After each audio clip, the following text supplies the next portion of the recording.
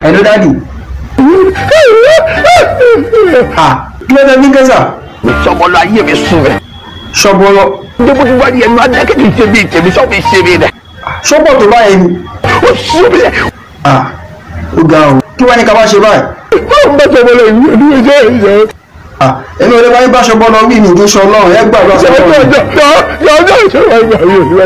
Sá ẹ ti ẹ̀dùn náà tọ́ ní kan ní mo fẹ́ sọ fún yín. Mo fẹ́ sọ fún yín pé ní ọjọ́ ìbí Mr. Adékọ̀yà. Ọ̀rẹ́ mi. Michael Adéníyì. Àjọ máa ń ṣàwádà. Bẹ́ẹ̀ ni sà. Ẹ jọ̀ọ́ mi gbàdúrà fún sà. Ẹ ti sọ́dún yẹn tún ṣe àmọ́dún. Àìmọ́ ṣe kò ní wáyé yín. Ẹ ṣé gan ni sà. Yẹ ṣe.